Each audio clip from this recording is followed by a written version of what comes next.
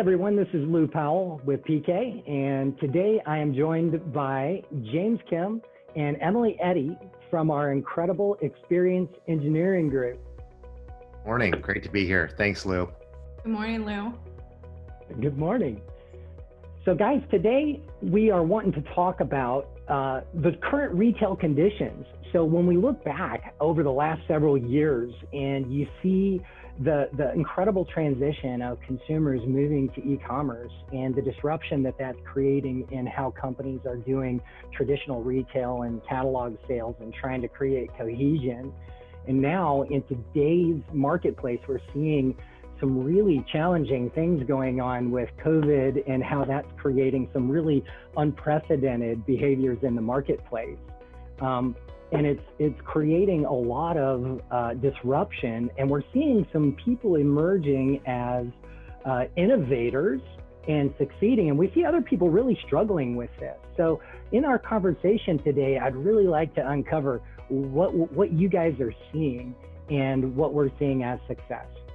Yeah, so one of the things that we've seen, there was research coming out of the 2008 downturn that showed that companies that really put customer experience innovation at the forefront of their business really weathered that storm better than other companies and have seen better long-run returns.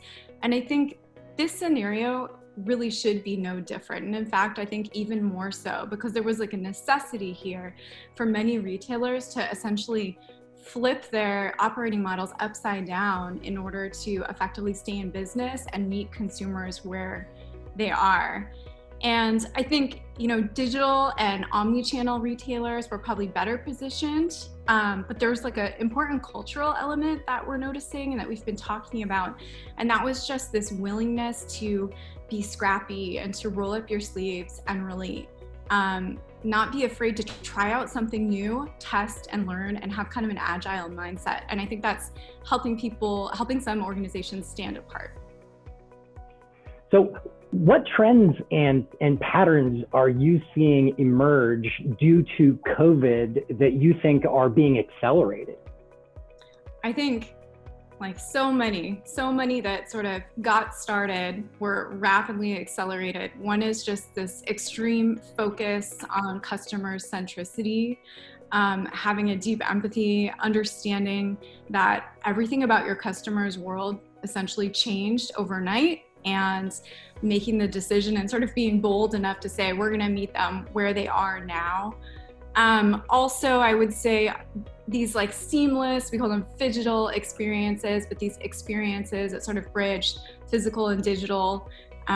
James has mentioned before contactless engagement. And I think also some really sort of fun things are social shopping. So seeing social elements on different retail platforms, or even having more embedded shopping experiences in places like Instagram. I think in terms of trends that we've seen due to COVID, kind of pre, during, and kind of enduring trends, one of the more innovative moves that we saw with one of our clients was actually DSW. One of the things that happened there is they inked a deal with Hy-Vee, and really what this was focused on was how do they sell merchandise in a world where they're not considered to be essential. And I think we're seeing other entities, restaurants, retailers, try to figure out how to, again, innovate around the restrictions that are being put in place by either local or state level municipalities. And I think we're going to continue to see innovation in that area. One thing I want to add to that, James, is the opportunity also to rethink what physical footprints mean. And it makes me think of, in particular, sort of those anchor positions in malls and really large stores. And how can we, ask ourselves, do we really need these stores that are as large as warehouses, or can we rethink their usage? And could they be warehouses where product now ships out from, or where people pick things up? Or can they have elements to them that are just purely social or experiential, or places for people to commune? So I think that's something, as things open up again, there's going to be probably a next wave of sort of like reimagination of what the physical experience is like. So that opens up another question, which is, as you start seeing companies looking at the dynamics of what you were talking about, using warehouse locations, and James, as you were saying, partnering with atypical retail or experiences in order to close gaps. We're also seeing some unprecedented dynamics with customers being asked to address things regionally, as local ordinances and regulations are requiring stores to close and open, and there's just inconsistency. So what are you seeing as the challenges that retailers need to be aware of and address pertaining to that? Sure. I think what's been surprising and exciting in some ways are kind of the variations within the geographic and kind of political landscape that retailers have to navigate. Local norms, trump national norms. And I think retailers have to be in touch with the markets that their stores are physically in, as well as how, digital or e-commerce elements support those stores. And I think we've seen, some brands take a very systematic approach across all their stores, but we've also seen some retailers take very specific approaches to regions where restrictions aren't in place, and having policies actually that do this. Early, as stores were starting to reopen, what we started to see are brands like Target, really go out and publish kind of their safety protocol, and they were doing this for two reasons. One is they're trying to communicate to customers that stores were safe to shop in, and that they were employing certain standards across all their stores nationally. But in addition to that, they're communicating to their employee base, which is, hey, we have a standard that we are meeting with employees and creating a safe work environment. And that's been particularly important for essential workers to know that the company they work for stand and have a point of view as to what safety means. And sometimes that is at least measuring up to kind of local standards, but often it's really brands starting to compete on this idea of safety and comfort and convenience is something that we're seeing a growth in. Yeah, I think adding to that, this idea of localization or creating a sense of community around physical spaces was a trend that we were already kind of building on prior to the pandemic. And I think the pandemic, again, acted as a catalyst to force retailers to sort of operationalize some of this thinking of how do we meet people at a state level or even at the city by city level and create unique experiences that match the local regulations. So what they were operationalizing was really tactical. It might have been just like queuing or, safety. But I feel like we also saw some really innovative things come out of it. Like what comes to mind are there were chain restaurants that were spinning up things like grocery delivery or subscription services based on places that had longer lockdowns. So I think there was a little bit of tactical, but there was a lot of innovative kind of regional stuff that came out of that as well. So have you guys read or seen anything that customers are doing to close that relational gap between in-store employee relationships that are now missing, where they, maybe we do online, but we really enjoyed that in-store experience and now that's gone? What are you seeing companies do to close that gap? Well, I think one of the things that we're seeing, just again, the scrappy approach that some retailers are taking with like Zoom retail selling, right? Again, to have that face-to-face interaction where perhaps they weren't as ready or prepared with an e-commerce capability, but or perhaps it could be that their merchandise assortment was less dependent upon these things. And I think Nordstrom, who have been historically, I think, leading with how they try to create more shoppable experiences that don't depend on inventory and location, but fitting and kind of consultation, with fashion and styles, or something that we've seen just continue through this.